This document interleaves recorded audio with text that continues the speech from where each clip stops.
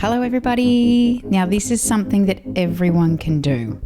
If you're at your desk right now, you can do the first few minutes. So we're going to take our chin to chest, clasping the hands behind the back of the head, and it's a gentle downward pressure to really get into the back of the neck. And it should feel really good.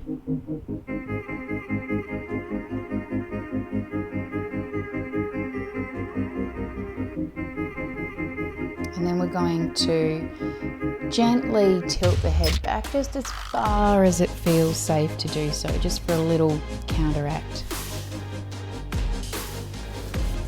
And slowly coming back to center. We're going to take our ear to one side. So drop the ear down to your shoulder, and then to add a little bit more of a stretch if you need it, you can just flex that opposite hand. And changing sides. So we tend to get really tight in the neck and the back at work, and these stretches help with our posture. Let's do 4 big shoulder rolls and really be mindful of how your body feels at this point. All right, an easy one, you take one hand and just pull back on the palm. It should feel really good. And then the other way, a light pull back so you get a stretch through the forearm. These are so important for us typing. And the other arm. Meanwhile, you really want to keep tall. And the other way, flexion straight down through forearm. Okay, let's move into a really nice side stretch for the liver. So if this is hard for you, you know what you might need to modify. Elbows are back, and you want to keep your sit bones on the floor. So if that means that you can't come down to that leg as far, then that's fine. It should actually feel really nice. So if it doesn't feel nice, you need to pull back a bit. Okay, staying on this side, lengthen out that leg on top. No, don't lengthen it. Cross it over. Reach the arm up. Sit bones remain on the floor, and we're just taking a seated twist. Again, you want to keep nice and tall. And breathe while you're here.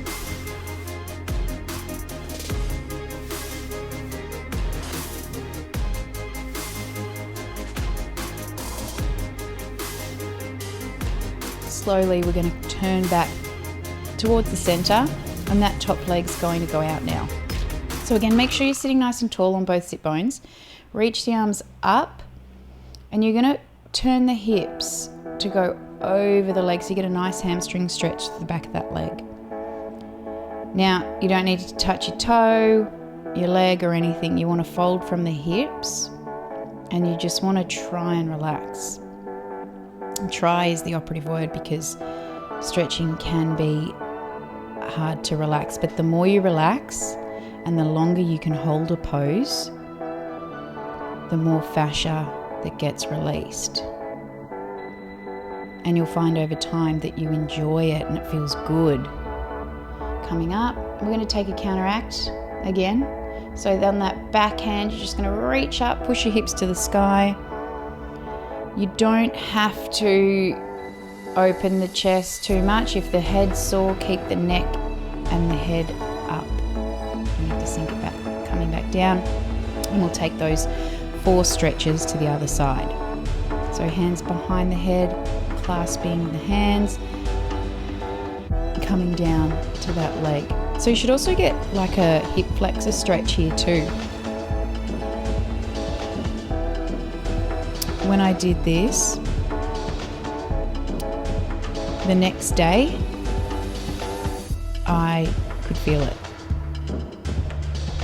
I felt like I'd done a hardcore workout, but it was a really nice stretch. So your body needs it. Sitting on both those sit bones, reaching up tall with the other arm, and then twisting to the other side.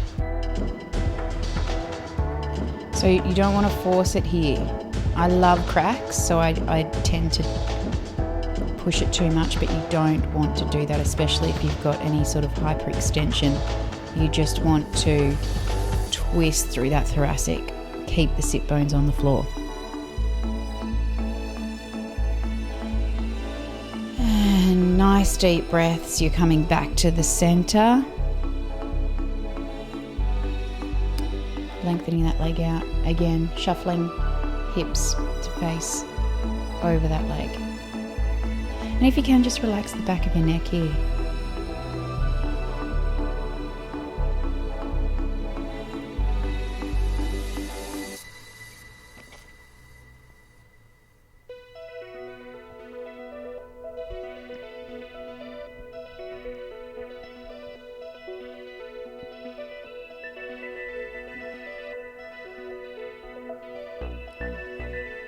And slowly you're going to start to sit back up again. Yep. And counteract. So lift the hips up, reaching back and over. If it's not good on the neck, keep the neck and the head in line. And slowly coming back down when you're ready.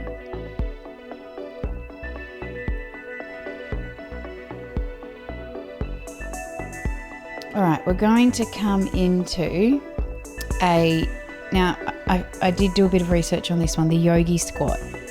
So I researched stretch for 12 minutes and a man popped up on my screen doing this. So if you're interested in my inspiration, that's all you've got to Google.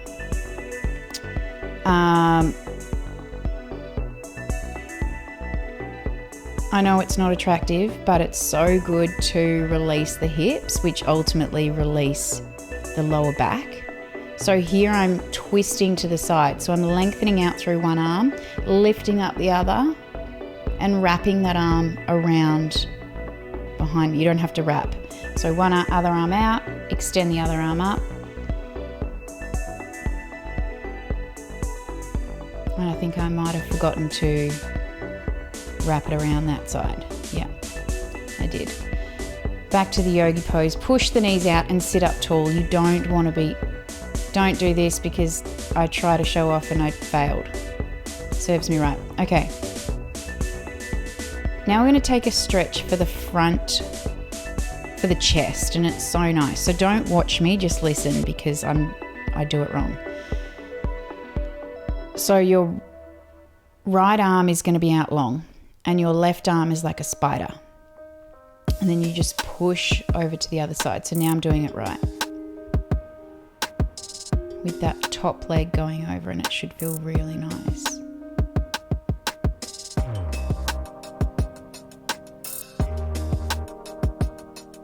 We should actually be doing these every day.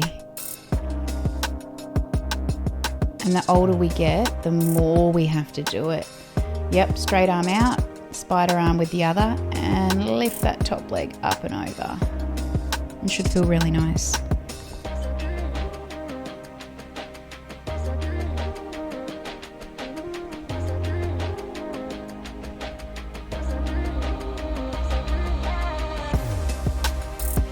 Okay, coming back to the center now.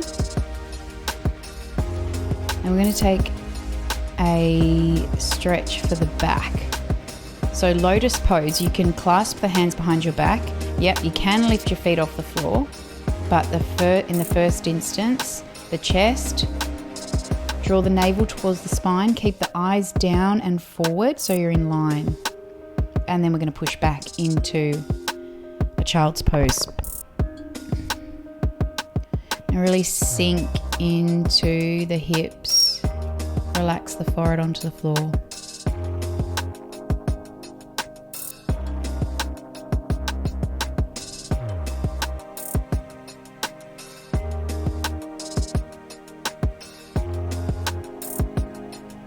Take a nice deep breath in and come forward. Now, this looks hard. If you can only get a little bit down, that's fine. But this is such a good stretch for the backs of the legs. And you do want to try and sit upright. So yeah, you want it. And if that means coming up a little bit, then you come up a bit. And you want to try and relax into the stretch. Remember, you don't have to come that far down. Some of us are naturally flexible and some aren't. You don't want to push it.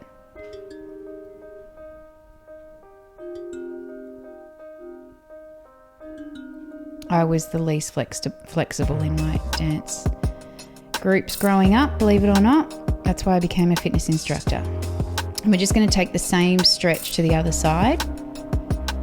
Trying to keep the hips square. So instead of trying to get down to the floor, keep your hips square, and it just make it feel nice. I know that sounds odd, but you should be getting to a point in your stretching where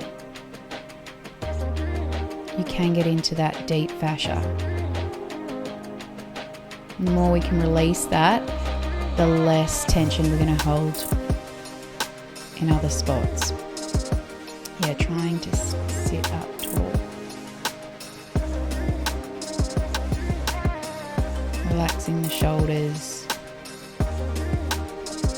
Okay, when you've had enough, which is probably now, we're going to take a stretch for the calf. So it looks weird, but you've got one of your knees down and the other foot in line at the toes. And you might need to, sway forward and back just to get that calf stretch.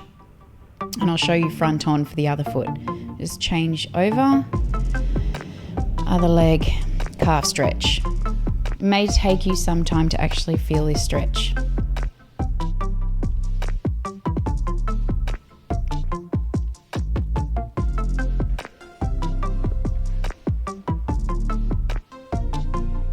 Okay, coming down to seating, and then we're going to roll all the way down slowly, arms overhead, and a beautiful stretch for the hip flexor. You can bring one knee all the way into your armpit and rotate that ankle. Yes, slowly, gently. Don't want you to do anything quick. And you're trying to keep the other leg straight. Okay, yes, slight rotation. So we do a nice release for the lower back. You want to keep that shoulder, so it's the left shoulder there, down, and then a glute stretch.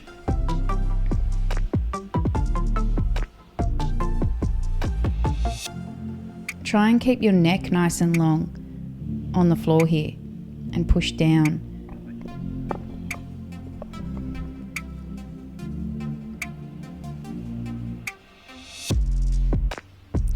All right, we do it all on the other side. Squeeze the other knee in towards the chest and rotate the ankle. Lengthen that other leg. And then we're going to slowly bring the knee over. Doesn't have to go all the way.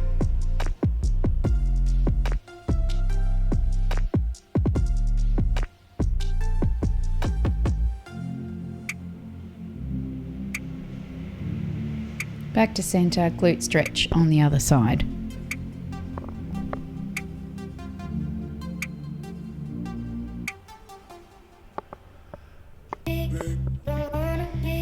You want to keep that knee out and pulling the legs in towards the chest for a deeper stretch.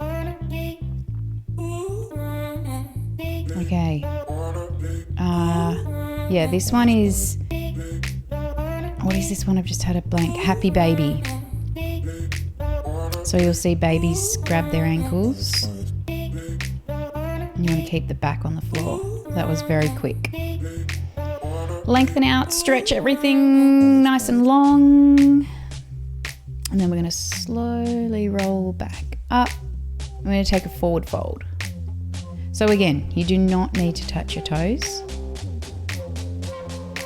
And you can bend your knees if you need to. Get your stomach towards your thighs and take any tension out of your lower back. That's what you'll need to do. Otherwise, hold and breathe, stretching through the backs of the legs.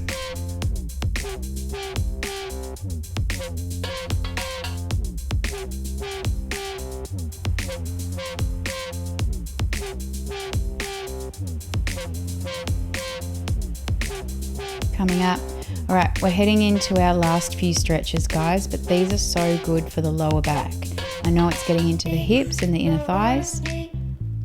So you're just going to take a nice side stretch. You don't need to hold the foot. I do only because I get a nice side stretch through my body as well, through that torso. Yeah, and you want to try and keep the top part lifting up towards the ceiling. And we're just going to do the exact same thing to the other side. So if you get there, that's fine. I'm cheating a bit, grabbing my toe and then opening up. It should be the other way around, but whatever works for you.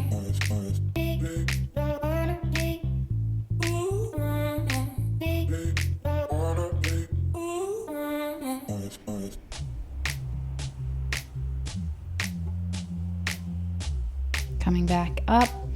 All right, we're going to lean forward. Now again, you don't have to grab your toes. You can just tip forward from the hips.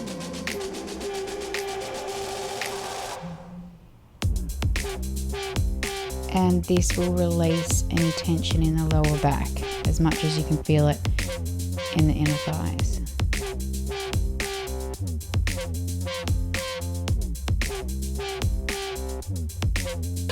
Letting that head go.